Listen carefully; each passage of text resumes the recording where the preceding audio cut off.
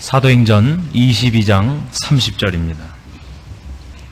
이튿날 천부장이 무슨 일로 유대인들이 그를 송사하는지 실상을 알고자 하여 그 결박을 풀고 명하여 제사장들과 온 공회를 모으고 바울을 데리고 내려가서 저희 앞에 세우니라. 바울이 공회를 주목하여 가로되, 여러분 형제들아, 오늘날까지 내가 범사의 양심을 따라 하나님을 섬겼노라 하거늘, 대제사장 아나니아가 바울 곁에 섰는 사람들에게 그 입을 치라 명하니, 바울이 가로되, 회칠한다며 하나님이 너를 치시리로다.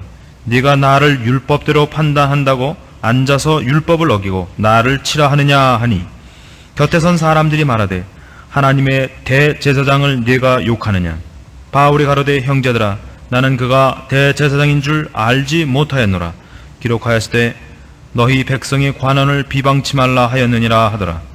바울이 그 한 부분은 사두개인이요 한 부분은 바리새인인 줄 알고 공회에서 외쳐 가로되, 여러분 형제들아, 나는 바리새인이요 또 바리새인의 아들이라. 죽은 자의 소망 곧 부활을 인하여 내가 신문을 받노라. 그 말을 한즉 바리새인과 사두개인 사이에 다툼이 생겨 무리가 나누이니, 이는 사두개인은 부활도 없고 천사도 없고 영도 없다 하고 바리새인은 다 있다 함이라.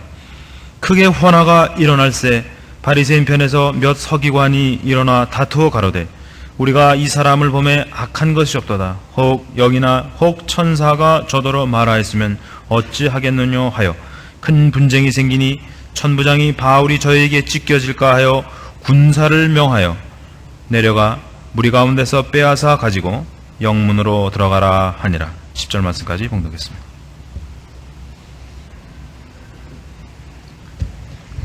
사도 바울은 이제 잡혀서 그 두 번째 변호를 사내들인 공회 앞에서 하고 있습니다.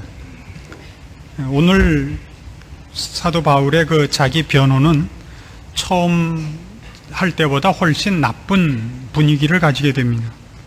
23장 1절에 보는 바와 같이 바울이 공회를 주목하여 가로되, 여러분 형제들아, 오늘날까지 내가 범사의 양심을 따라 하나님을 섬겼노라 하거늘, 대제사장 아나니아가 그 입을 치라고 명했다고 기록되어 있습니다. 첫 번째 그 군중들 앞에서 바울이 자기 변호를 할 때도 22장 21절 보시면 옆에, 나더러 또 이르시되 떠나가라, 내가 너를 멀리 이방인에게로 보내리라 하셨느니라. 이 말 하는 것까지 저희가 듣다가 소리질러 가로되, 이러한 놈은 세상에서 없이 하자, 살려둘 자가 아니라 하여 이제 죽이려고 덤벼들었던 사건이 기록됩니다.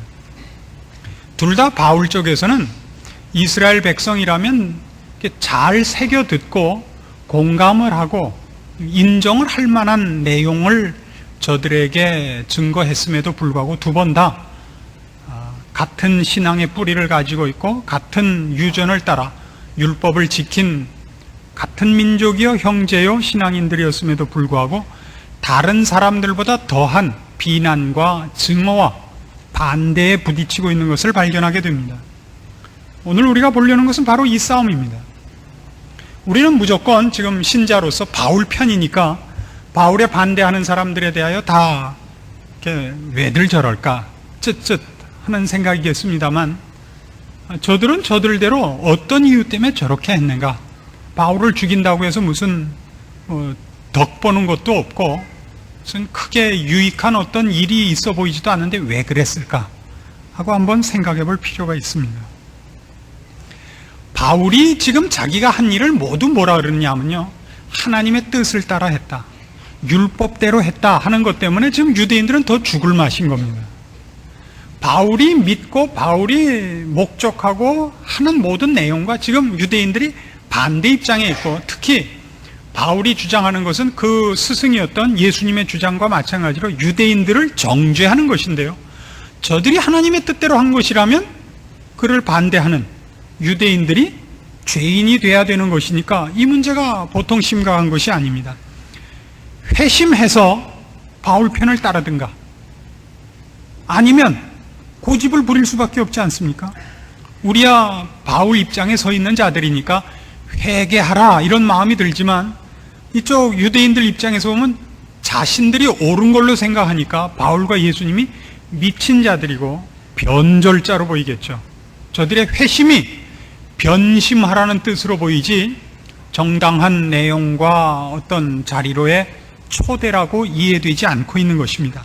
왜 그러냐 하는 것을 오늘 좀 우리가 깊이 이해할 필요가 있습니다. 왜냐하면 오늘 여기 참석한 분들 중에도 이 기독교 신앙에 대해서 아직도 부정적이고 확신이 가지 않는 부분이 마음속에 여러 요소로 남아있는 분이 있을 수 있습니다. 그리고 그건 잘못이 아닙니다. 한 사람이 신앙을 가진다는 건 어느 날 갑자기 획가닥 돌아버리는 일이 아닙니다. 경우에 따라서는 몇 년, 몇십 년 혹은 전 인생에 걸친 회의와 갈등 속에서 간신히 결론에 도달할 수도 있고, 어떤 사람은 아무 생각 없이 어느 날 자기가 결정을 한 일도 없이 부모를 따라서 혹은 요즘 같으면 이제 아내를 따라서 가정의 평화를 위해 그냥 신자 된 자가 있을 수 있습니다. 어느 쪽이 더 낫다고 얘기할 수는 없습니다. 그러나 이 문제를 혹 마음에 기독교 신앙에 대한 항복과 공감을 다 가지시지 못한 분들에게는 그 공감과 합의를 얻는 데 도움이 되기를 바라고, 아무 생각 없이 신자가 된 분은 자기가 온 이 결론에 도달한 이 일이 어떤 과정과 경로와 그 논리적인 그 단계를 필요로 한 것인가를 정리해 두는 것이 좋을 거라고 생각을 합니다. 이 누가 옳으냐의 싸움은 참 어렵습니다. 이런 우스갯소리가 있죠. 어떤 사람이 정신병원을 갔더니 갑자기 한 사람이 막 자기한테 설교를 하더래요. 당신이 뭔데 나한테 그러시오 그랬더니 난 하나님의 보냄을 받은 메시아다 그러더래요. 정신병이냐 정신병자죠. 옆에 섰던 사람이 그 말을 듣더니 내가 언제 널 보냈냐 그러더래요. 이제 훨씬 중증이죠. 그러니까 우리가 어떤 의미에서 제3자의 입장에서 보자면 이 예수 믿으라고 외치는 사람이나 그게 뭐가 맞냐 그러는 사람이 둘 다 내가 메시아다 그런 사람하고 내가 언제 너 보냈냐 그러는 싸움으로 보일 수 있습니다. 그걸 우리 사람이 갖는 판단의 한계로는 네가 맞고 네가 틀리다라고 얘기하는 것이 조금은 월권일 수 있습니다. 이걸 일단 우리가 이해를 해야 됩니다. 즉 인간이 기독교적 신앙, 절대적인 것과 영원한 것과 이 초월적이고 영적인 것에 대하여 판단 능력이 없다는 것을 인정할 줄 알아야 됩니다. 그래 여러분이 신자가 됐다는 것이 어떤 축복이며 여러분들이 남들과 이 신앙적인 논쟁을 할 때 여러분의 자세가 어때야 되는가 하는 것을 결정할 수 있습니다. 사람은 다 본성적으로 종교심을 가집니다. 우리가 가진 종교, 우리가 가진 신앙이 진짜고 유일한 것이다 라고 외치는 것 같이 모든 사람이 사실은 개인적으로 하나의 신앙을 갖고 있는데 그 둘이 똑같이 신앙이라는 단어로 또 종교라는 단어로 또는 믿음이라는 단어로 쓰인다는 것을 이해하셔야 됩니다. 다르죠? 우리가 믿는 지금 기독교 신앙과 이것 외에 다른 신앙을 가진 건 분명히 다릅니다. 그러나 사람에게는 그 두 개가 다 신앙, 종교, 믿음 그렇게밖에 쓰일 수 없습니다. 그게 뭘 다른 단어를 쓸 게 없습니다. 인간에게는 인간의 능력이 그걸 더 이상 판별할 능력이 없기 때문입니다. 그래서 먼저 사람이 갖는 본성적인 종교심, 이 자연 신앙에 대해서 이해할 필요가 있습니다. 이것은 엄격한 의미에서는 인간의 어떤 정신 활동이죠. 사상이요, 높은 철학입니다. 근데 인류 문명이 지금 이 시점까지 오는 동안에 철학이 어떻게 변했는가를 알 필요가 있습니다. 철학은 원래 신앙과 비슷한 목적을 가졌습니다. 절대 진리를 규명하자는 작업이었습니다. 철학의 원 주제가 절대 진리를 규명하자는 학문이었습니다. 그런데 이게 여러분 잘 아시는 바와 같이 칸트에 의해서 무너집니다.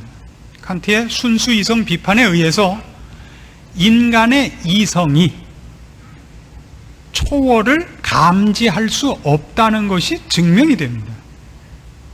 그래서 신이 있고 종교가 존재한다면 그 절대자에 관한 문제일 텐데 절대자는 초월에 계실 것이고 그 초월의 영역은 인간의 이성이 감지하거나 경험할 수 없다는 것이 판명이 됐습니다. 사실은 철학은 그 이후로 철학의 고유의 영역과 책임을 포기하게 됩니다. 그래서 그 이후에 나오는 것이 헤겔에 의한 변증법입니다.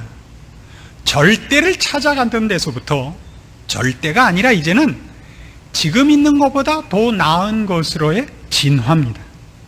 인류 문명이 좀 더 나은 가치 있는 것, 더 나은 가치, 더 나은 선을 추적해 가는 것이라고 철학의 명제를, 책임의 내용을 바꿔버렸습니다. 그러나 그것도 나중에 어떤 벽에 부딪히냐 하면 절대 목표와 절대 내용을 목표로 하지 않자 사람은 무엇이 가치 있는 것이냐에 대한 답을 내릴 수가 없게 됩니다. 뭐가 난 겁니까? 어디를 가야 된다는 절대 목적지를 정하지 않으면 방향을 놓칠 수밖에 없지 않습니까? 동으로 가야 됩니까? 서로 가야 됩니까? 우리가 평양을 가자면 여기서 북으로 가야 될 것이요, 부산으로 가자면 여기서 남으로 가야 되지만 그것이 어딘가 없고 막연하게 더 나은 선이라는 것은 도대체 어디로, 어디까지, 어떻게 가야 되는가를 정할 수가 없게 됩니다. 그래서 이론적으로는 더 나은 것이라는 말이 가능하지만 실제적으로는 그것이 불가능해졌습니다. 그래서 이걸 좀 더 구체화시켜서 이제 그 변증법이 어디로 가냐면 실존주의로 바뀝니다. 오늘날은 훨씬 세분화되고 첨예화한 실존주의에 와 있는 셈입니다. 실존주의라는 건 잘 아시다시피 가치라는 것, 의미라는 것을 각 개인이 개인적으로 기준과 목표를 설정하는 것을 인정하는 것입니다. 이런 것과 같죠. 저는 날이 좀 추워지면 많이 그 추위를 타는 편이라서 남보다 일찍 두꺼운 옷을 입습니다. 그래서 종종 어떤 일이 생기냐면요, 제가 세타를 입고 있거나 잠바를 입고 있으면 주성호 목사님 같은 사람이라고 이름은 못 밝히겠지만 이런 사람이 없어. 아니 왜 그러세요? 뭐가 추워서 그러세요? 그래요. 아니 뭐가 춥다니, 내가 추운데, 내가 추워서 잠바 입었는데 왜 추우냐, 이런. 성경으로는 못 당하겠으니까 괜히 그런 거 갖고 시비를 걸어요. 아니 내가 춥다는데 왜 춥냐니, 이게 말이 돼요? 이 실존주의가 갖는 하나의 분명한 정확한 기준이고 그 가치요, 그 영역일 수 있습니다. 그러나 실존주의는 결국 이건 포기하는 겁니다. 내가 춥다고 느꼈다고 해서 그때가 겨울이라는 것은 아닙니다. 이건 다른 겁니다. 그렇죠? 내가 추워서 두꺼운 잠바를 입었다고 해서 그러니까 꼭 그때가 겨울이라는 건 아닙니다. 내가 여름에도 춥다고 느끼면 잠바를 입을 수 있습니다. 물론 겨울은 춥습니다. 내가 춥다고 꼭 겨울은 아닙니다. 내가 덥다고 꼭 여름도 아닙니다. 그러니까 실존주의라는 건 철학 자체가 절대와 전체를 추구하고 규명하는 것을 포기해서 생긴 기준인데, 오늘날 우리 개인들이 갖는, 자연인이 갖는 종교심이라는 건 결국 인간의 정신활동이요, 그 사상이 가장 고급한 경지를 가자는 싸움이기 때문에 이 철학적 사고와 밀접한 관계를 가집니다. 그래서 개인들이 갖는 종교심이란 건 결국 뭐냐면 이런 의미에서 선, 의, 이런 것을 추적하는 것입니다. 그래서 여러분이 믿지 않는 사람들을 만나면 이렇게 얘기하는 것을 만나죠. 왜 예수 믿는 너희만 옳다 그러느냐? 너희는 성경 보고 예수 믿어서 착해지는 것이고, 불교 믿는 사람들은 절에 가서 불공 들여서 착해지고, 우리는 술 먹으면서 착해지자는 거 아니냐? 세상에 나쁜 술 먹어서 없애자, 이러면서 우리도 착한 일 하는 거 아니에요? 거기서 그 착하다는 게 뭐예요? 그 사람 개인이 얘기하는 착하다지, 개인이 설정한 선이지 전체 선은 아니란 말이에요. 절대 선이 아니란 말이죠. 그걸 인간은 정하지 못합니다. 즉 인간이 선이다, 의다, 종교다, 이거는 신앙의 영역이다라고 만든 것은 인간의 사상, 정신활동에 있어서의 최고의 경지요, 거기서 만들어낸 내용이고, 그것이 영적이라는 것은 아니다 말입니다. 이걸 혼동하지 마십시오. 형이 상학 이퀄 영적인 영역은 아닙니다. 형이 하학이 물질적이고 물리학적인 얘기라면 형이 상학은 훨씬 정신적인 겁니다. 그러나 기독교 신앙은 정신적인 것이 아닙니다. 영적인 것이고, 영적인 것이라고 해서 물질계를 우습게 보지 않습니다. 그러니까 물질계를 우리가 우습게 보는 것은, 그리고 자꾸 금욕적으로 가는 이유는 우리가 기독교 신앙을 본성적인 신앙심과 이렇게 섞어 놔가지고 정신계로 가는 것이라는 선입관이 있기 때문입니다. 그래서 그것이 정신계이기 때문에 물질계를 외면하는 것이 좋은 신앙이라는 버릇이 있죠. 그래서 이 오락을 삼간다든가 무슨 뭐 음식을 삼간다든가 금욕적으로 가는 것이 신앙과 이렇게 많이 일치하는 것으로 생각합니다. 저희 교회는 1년에 3번 특별한 교회 전체를 위한 행사가 있습니다. 봄에 있는 재직 수련회가 있고, 여름에 있는 여름 수련회가 있고, 가을에 이 기도회가 있습니다. 이 셋은 다 다릅니다. 재직 수련회는 완전히 간부들 교육을 시키듯이 아주 강도 높은 기독교 신앙, 봉사직에 맞는 이런 훈련을 위해서 특별한 강의들을, 중요한 강의들을 모아놓고 하는 모임입니다. 여름 수련회는 놀러 가는 겁니다. 따로 여러분이 어디 나가서 노시면 요즘 세상이 참 험하고 믿지 않는 사람들하고 가서 물드니까 믿는 사람들끼리 가서 거룩하게, 그러나 재미있게 놀자는 것이 여름 수련회의 취지입니다. 근데 이번에도 가보니까, 제가 밤에 보니까 어떤 방에서는 밤새 찬송 부르고 기도하더라고요. 노는 걸 두려워하는 거죠. 노는 게 겁이 나는 게, 재미는 있지만 이거는 정신 활동이 아니라고 보는 거죠, 노는 거는. 저는 여러분이 감당만 한다면 가서 고시도하고 포카를 할 마음이 있습니다. 여러분이 감당만 한다. 여러분이 감당을 할 실력이 없기 때문에 제가 그걸 안 풀어놓고 저만 몰래 하는데 그것 자체에 죄가 없습니다. 물질적인 것은 죄라 그러면 안 됩니다. 이 말 듣고 가서 물질적인 건 죄가 아니라 이렇게 빠지지 마십시오. 왜냐하면 그걸 이길 실력이 있어야 돼요.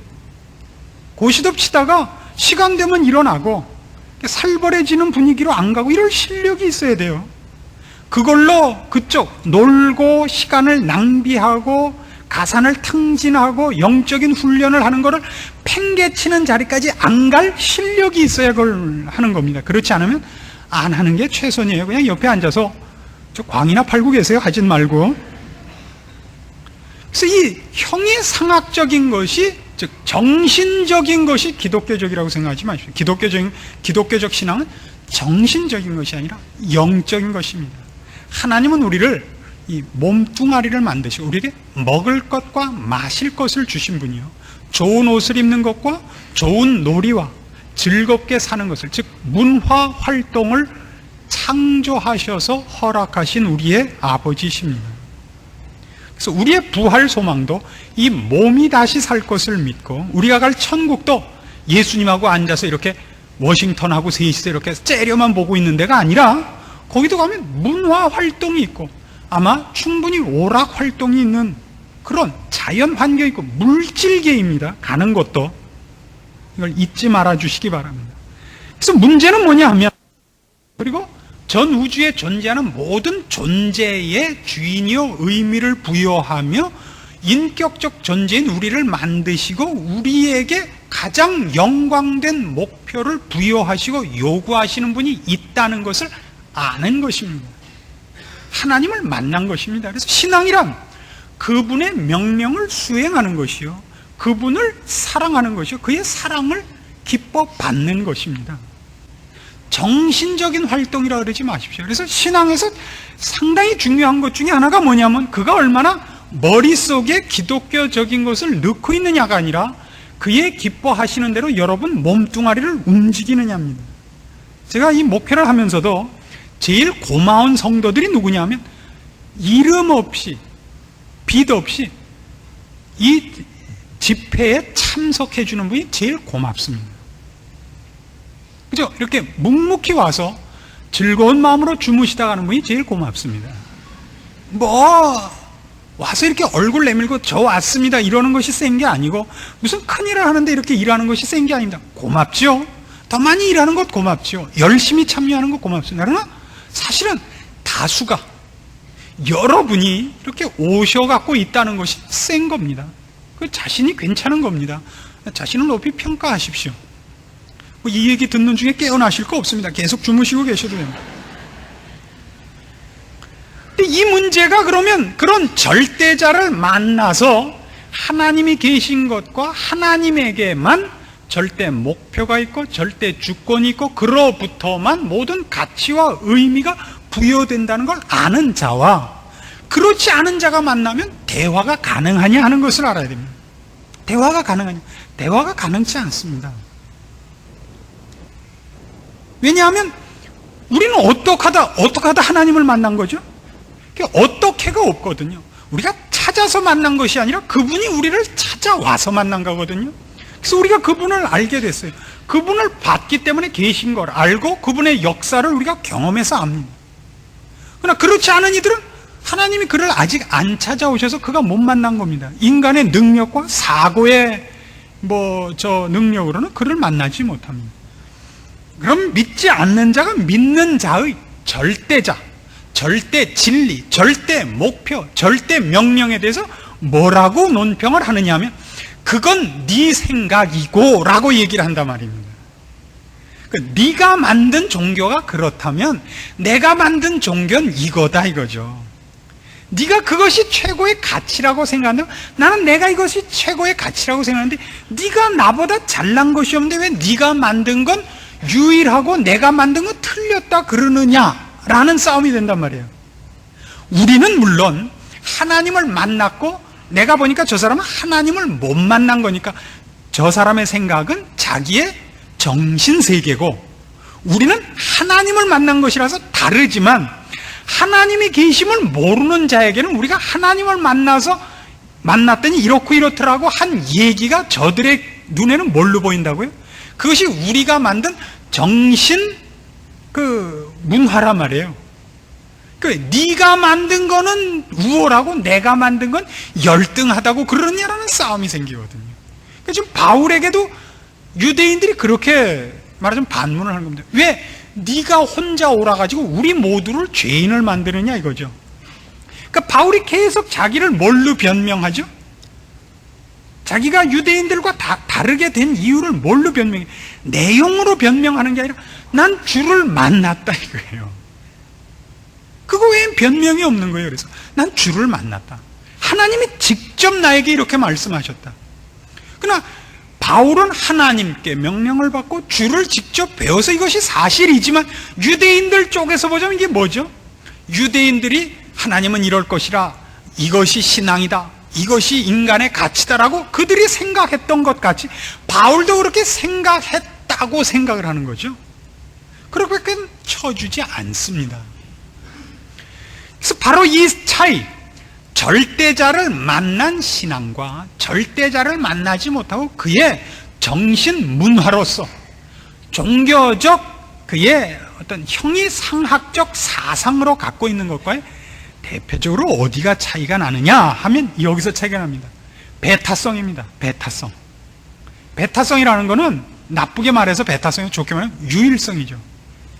유일성이란 건 우리로서 그렇습니다. 하나님만이 온천하 만물의 주인이시며 예수 그리스도를 믿는 방법을 빼놓고는 하나님 아버지께 갈 방법이 없습니다. 그렇죠? 인간은 모두 죄인이라서 예수를 믿지 않는 한 아무리 세상 사람 눈에 착하게 살아도 죽으면 지옥 갑니다. 그렇죠? 이것이 우리의 유일성입니다. 그럼 세상에서 뭐라 그래요? 왜 너희만 오르냐? 너희가 예수 믿어서 착하게 되는 거 같지? 우리는 딴 거에서 착하게 살면 되지 않냐? 우린 뭐죠?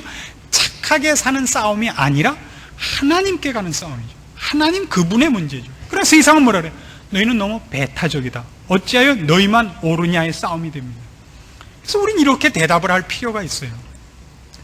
우리가 그럼 유일성을 가지고 있음으로써 그 배타성을 부작용으로 갖는다면 저 사람들은 어떠냐 이거예요. 다른 종교는 저들이 말하는 다른 종교는 그들은 포용력이 있다 이거죠. 기독교 신자들은 편협하고 자기네들은 마음이 바다같이 넓다 이거죠. 그건 이런 것과 같습니다. 다음 네 가지 답 중에 정답을 고르시오. 무엇은 무엇입니까? 1번 뭐, 2번 뭐, 3번 뭐, 4번 뭐 나왔는데 2번이 답이라고 합시다. 그럼 2번이 정답이면 1, 3, 4번은 뭐가 됩니까? 틀리는 게 되죠.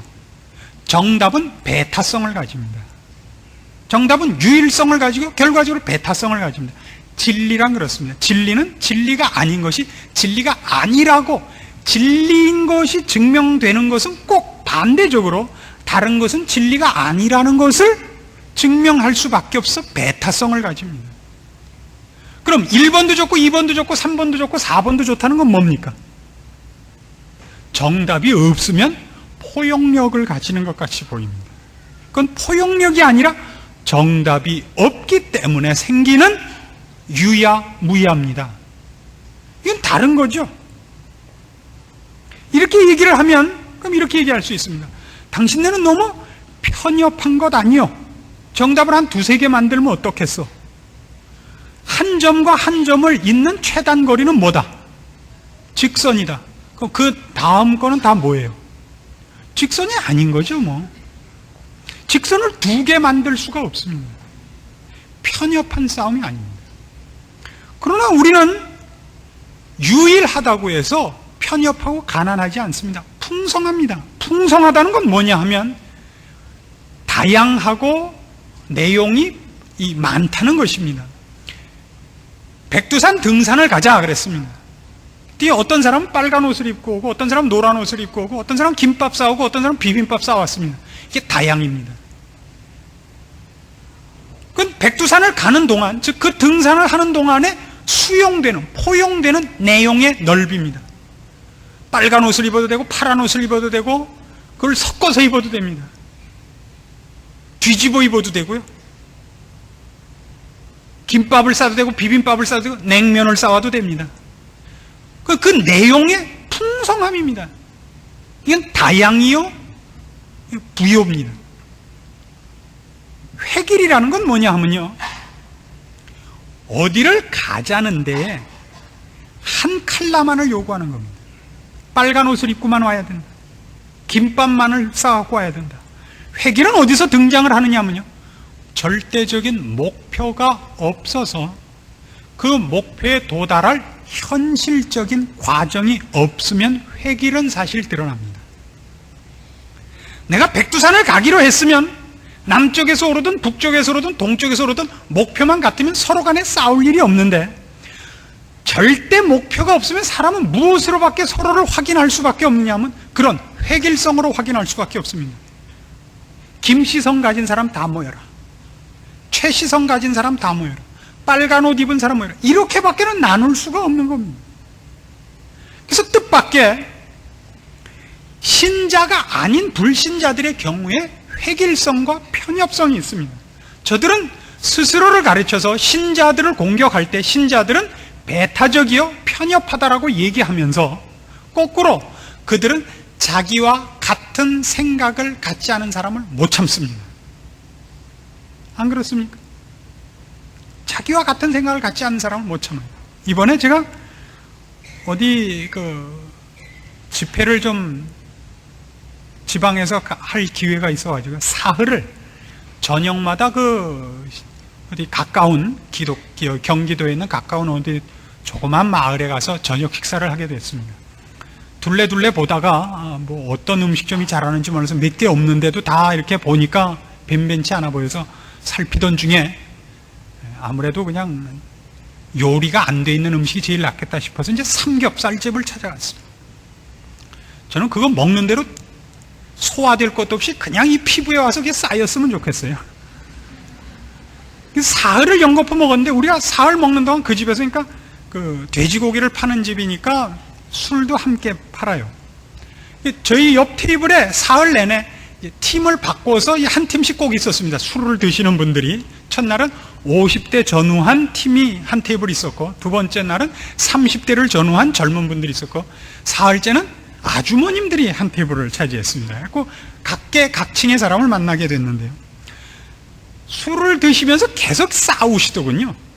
그러니까 자기네끼리는 안 싸워요. 그러니까 그렇게 모인 사람끼리 공동의 적을 만들어서 누구를 공격을 하는 거예요. 누구 그놈 뭐 이렇게 하면서 공격을 하는데, 그 세 개가 다 공통되게 뭐였는지 아십니까? 전부 자식이 반말을 하더라 이거예요. 사흘 내내 그 싸움을 들었습니다. 누구 있지? 인사를 이렇게 하는 둥 마는 둥 하더라. 이게 편협한 겁니다. 이게 획일이고, 절대 목표가 있으면 그런 모든 것이 용납이 됩니다. 링컨은 남북전쟁 당시에 국방부 장관 때문에 매우 속을 썩었습니다. 그 국방부 장관이 굉장히 교만하고 모자란 사람이었습니다. 그래서 모든 강요들이 그 국방부 장관 때문에 애를 먹었고, 심지어는 대통령이 그 국방부 장관을 부른 적이 있는데도 오지 않았습니다. 그래서 대통령이 찾으러 갔어요. 찾으러 갔더니 파티를 하고 있는 거예요. 그래서 응접실에서 1시간 이상을 기다려서야 만났습니다. 잠깐 나온 겁니다. 그 국방부 장관은 뭐라고 생각하냐면, 이 못난 대통령이 자기 덕분에 대통령직을 하고 있다고 생각하는 사람입니다. 그래서 이제 대통령이 잠깐 뭐 전달할 얘기를 서로 얘기하고 나오는데, 수행했던 다른 장관들이 불쾌한 거죠. 지가 뭔데 정말. 국방부 장관이면 분명히 서열이 아래인데 대통령이 만나지도 안 만나주고 찾아와서 1시간 이상을 기다렸다 만나고, 그것도 오만불손하게 만나고 획 들어가더라 말이죠. 그러니까 나오면서 불평을 합니다. 각하, 저런 놈은 그냥 잘라버리십시오. 저럴 수가 있습니까? 링컨이 이렇게 대답을 했습니다. 아무르면 어떻습니까? 나는 저 사람이 이 전쟁만 이겨준다면 그의 말고삐라도 붙잡고 있겠습니다. 이게 포용력이죠. 그 포용력이 왜 생기죠? 절대 목표가 다른 데 있으니까 그건 넘어가지는 거예요. 그러나 만일 그때가 전쟁 때가 아니라면 어떻게 됩니까? 이 다우식이 어디다 대고 하고 그냥 한 대 쳐버리지 않았겠어요? 신자와 갖는 배타성이란 건 어디에 있죠? 목표, 방향, 내용에 대해서는 배타성입니다. 이거여야 됩니다. 그러나 그리로 초대하기 위해서는 우리는 어떻죠? 무한한 포용력을 가지는 것이 신자입니다. 물론 여러분이 그렇게 못해서 지금 이 욕을 먹고 있습니다만, 성경은 그렇게 얘기하고 있습니다. 70번씩 7번을 참아라죠. 한 알에 썩는 미랄이 되라 아닙니까? 오른편 뺨을 맞으면 왼편 뺨을 대라 아닙니까? 속옷을 달래면 겉옷까지 주고 억지로 오리를 가자 그러면 심리를 가랍니다. 여기에 우리의 포용력이 있죠. 안 그렇습니까? 여러분의 신앙을 점검해 보셔야 됩니다. 그리고 혹마음에 가졌던 이런 신앙상에 문제가 있다면 여러분 지금 분명하게 점검을 해 보십시오. 그래서 불신자들이 우리 기독교 신자가 갖는 신앙에 대해서 저들이 불만스러운 것이 왜 일어났는가를 우리가 확인했습니다. 우리가 갖는 것도 저들은 그것이 우리의 정신 문화의 산물이라고 보는 거죠. 자기네들이 거기까지밖에 안 와 있으니까. 그래서 무슨 문제가 생기느냐면, 세상 사람은 신자를 향해서 네가 가진 것이 더 낫다면, 네가 가진 것이 진짜라면 증거를 대라 이렇게 나옵니다. 근데 그 증거는 사실은 저들이 우리가 하나님을 만났듯이 하나님을 만나지 않는 한은 불가능합니다. 그러나 성경에는 하나의 부정적이고 소극적이지만 방법이 있다 그럽니다. 그래서 이걸 생각해 보세요. 세상 사람들이 우리 예수 믿는 신자가 우리 신앙의 유일성과 그 배타성을 고집할 때 저들이 우리에게 우리가 가진 것이 더 낫다는 걸 무엇으로 보이라고 먼저 그럽니까? 도덕성입니다. 도덕성입니다. 예수님을 유대인들이 처형을 할 때 뭐라고 계속 시비를 걸어오느냐 하면, 네가 옳고 네 말대로 우리가 잘못이라면 너는 왜 죄인들하고 친구냐? 라는 질문을 하는 겁니다. 거기서 죄인들하고 친구라는 것은 무엇을 의미하죠? 네가 죄인들하고 노는 것은 정신연령과 도덕성이 비슷하기 때문 아니냐 이겁니다. 주님은 뭐라 그러신 거죠? 나는 의인을 부르러 온 것이 아니라 죄인을 부르러 왔기 때문이다죠. 그건 다른 문제입니다. 왜 너희 주인은 세리랑 같이 노느냐? 요한의 제자들은 금식하는데 당신 제자들은 왜 밤낮 먹고 노셔? 왜 그런 다양한 것이 생긴다고요? 주님께서는 그 일을 하셔야 할 이유가 있죠. 도덕이 끝이 아니니까, 윤리가 끝이 아니니까, 영적인 것과 생명되는 대로 사람들을 인도해야 되고, 유대인들이 갖고 있는 경직된 신앙관, 하나님께서 저들에게 주신 율법과 율례들이 갖는 내용을 저들이 이해 못하는 것을 깨뜨리기 위한, 즉 성전을 헐라, 내가 다시 지으리라 하는 그 사명을 갖고 오셔서 일부러 그렇게 부딪힌 일이 많습니다. 그러나 1차적으로 신자는 분명히 이런 도덕성과 윤리성에서 불신자들 앞에 우리가 가진 신앙을 증거하는 수밖에 없다 그럽니다. 마태복음 5장으로 갑니다.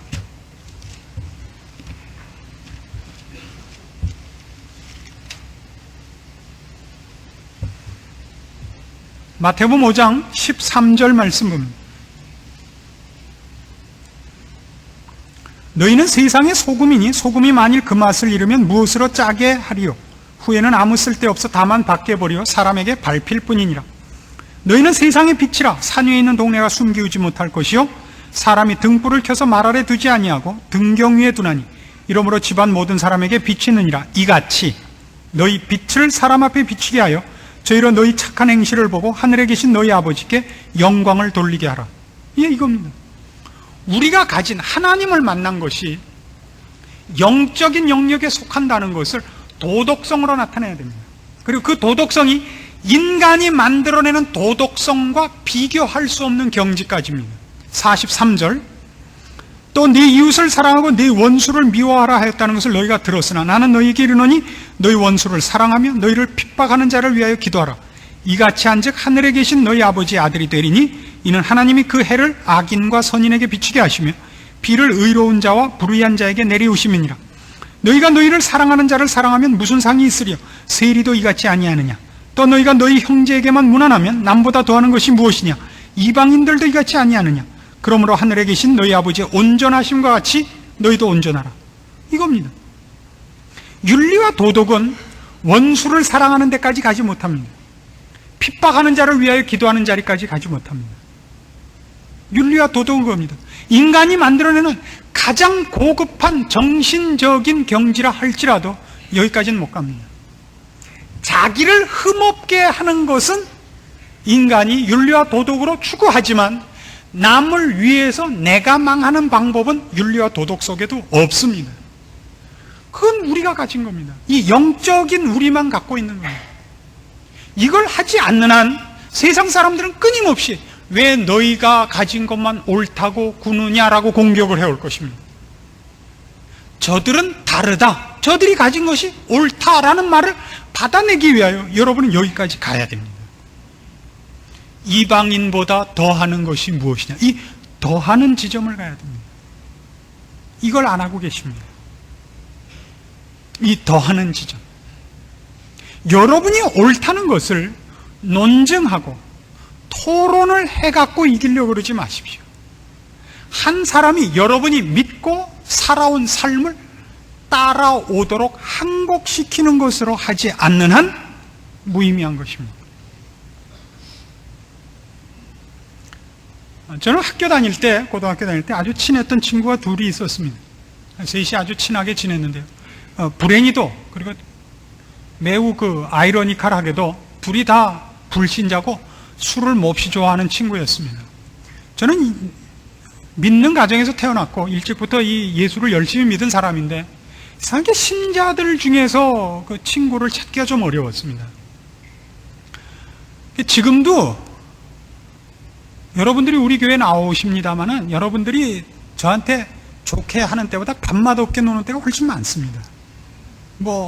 누구라고 이름을 못 밝히겠습니다만, 이름을 제가 기억하고 있지도 않습니다만, 그래고 삐쳐갖고 또 가진 마십시오. 혹시 또 압니까? 변할지. 예수 믿는 사람이 왜 밥맛이 없느냐 하면요, 이 유일성과 배타성을 내용으로 갖고 있지 않고 우월감으로 갖고 있어서 그렇습니다. 저는 굉장히 그 문제에 반발을 해서 상식, 교양 이쪽을 치중해 버렸습니다. 누구와 만나도 예수 믿는 사람이 꼭 만나고, 예수 믿으세요? 구원 확신 있으세요? 오늘 죽으면 어디 갈지 아세요? 이런 식으로 하지 말고, 옷 잘 입으셨네요. 아주 센스가 뛰어나시군요. 이렇게 하자고요. 뭐 만나자마자 도끼 눈을 띄고 예수 믿을까 안 믿을까? 이럴 필요 없더라 말이죠. 누가 술 먹는다고 갖고, 아니 그 비싼 돈으로 이따우 술이나 먹고 그저 주정이 나고 아무데나 오줌이나 싸고 이게 사람이 할 짓이야. 그럴 거 없다고요. 그럴 거 없이 그냥 앉아서 자긴 먹기 싫으면 저같이 안주나 축 내고 있으면 될 거 아니에요. 남 술 잘 먹고 있는데. 이 두 친구가 그랬어요. 저는 옆에서 이제 안주나 작살 내고 있는데, 저도 그때 그렇게 얘기를 했죠. 야, 술은 왜 먹냐 그거? 무슨 소용이 있냐? 그랬더니 그 친구가 이렇게 명답을 저한테 했습니다. 약이야 약써. 애들은 못 먹어.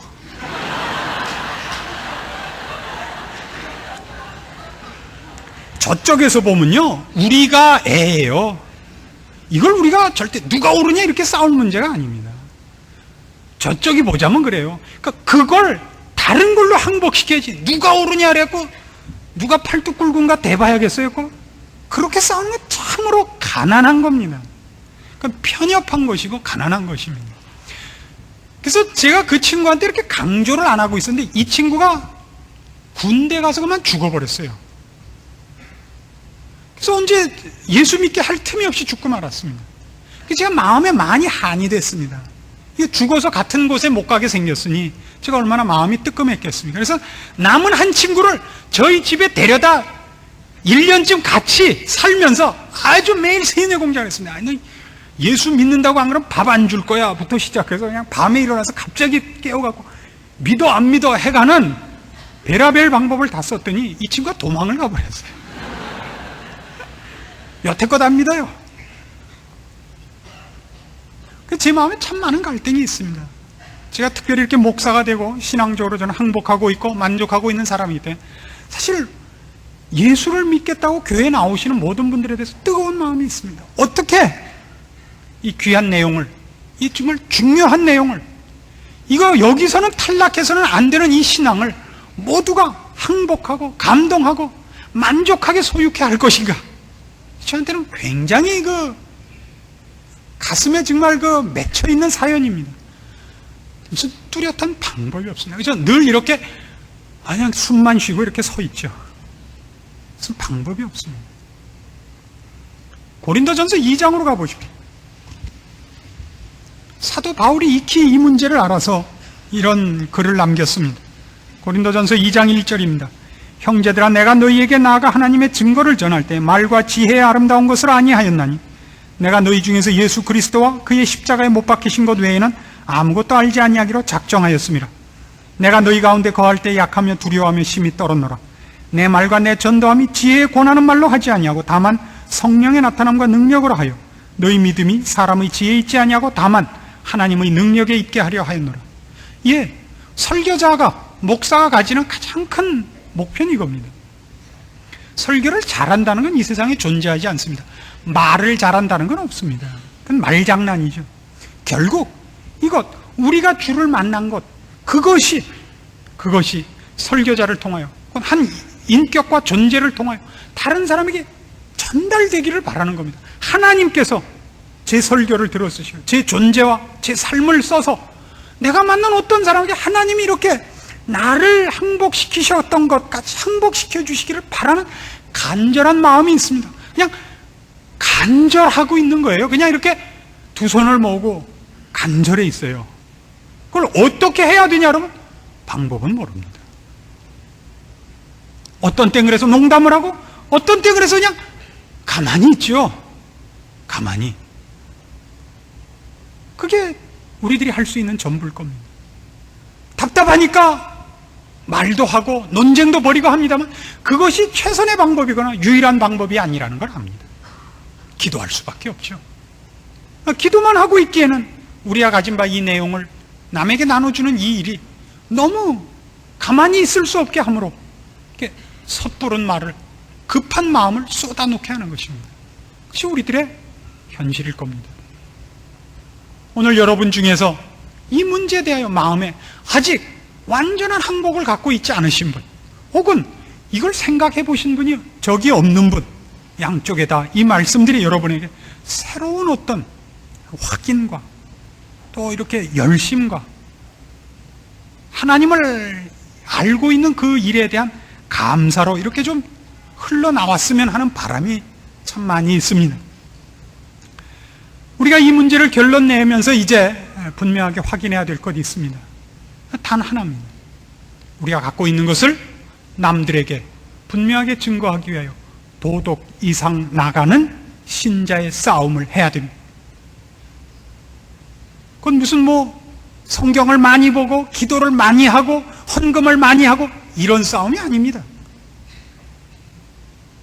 자기를 부인하는 싸움으로 가야 되는 겁니다. 예수 그리스도께서 영광을 받으시는 일을 위하여 우리가 입 다물고 고개 숙이고 자존심 싸움에서 양보하고 세상 것을 구하지 않고 내 이익을 앞세우지 않으면 남을 죽여서 내 이익을 보지 않고 내가 죽어 남의 이익을 보는 그 싸움을 해야 됩니다. 그 기독교를 사랑의 종교라 그러죠. 박애주의라 그러죠. 이웃을 사랑하는 싸움을 해야 됩니다. 이것이 주님의 명령입니다. 주께서 두 가지 명령을 주시고 갔습니다. 땅끝까지 이르러 내 증인이 되라. 그래서 굉장히 강조되고 있습니다마는 세 계명을 너희에게 주노니 서로 사랑하라. 너희가 서로 사랑하면 이로써 모든 사람이 너희가 내 제자인 줄 알리라 하는 것은 약화되었습니다. 오늘날 기독교인의 가장 큰 약점이 뭡니까? 예수 믿는 사람들의 이기심 아닙니까? 이기심. 아무것도 지지 않아요. 양보하지 않아요. 이 싸움을 해주셔야 됩니다. 그래야 비로소 모든 사람이 우리가 가진 것에 대하여 목을 뽑고 눈을 모으고 관심을 갖게 되고 구하게 됩니다. 우리의 기도가 우리가 이런 실천과 병행될 때 저들에게 응답될 것입니다. 우리가 우리를 하늘의 미랄로 땅에 심지 않고 곡식을 주옵소서라고 기도하는 것은 사기입니다. 여러분이 믿는 신앙 확인하시고 정리하시고 열매 맺는 신앙의 길로 여러분을 다시 한번 정리해 주십시오. 기도하십시다. 하나님 아버지 은혜를 감사합니다. 우리를 예수 믿게 하시고 하나님 알게 하셨습니다.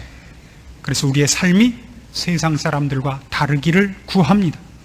우리가 죽는 일, 땅에 심기우는 일을 즐겨 할 수 있도록 주께서 우리를 부르시고 알게 하신 것들로 힘을 발하기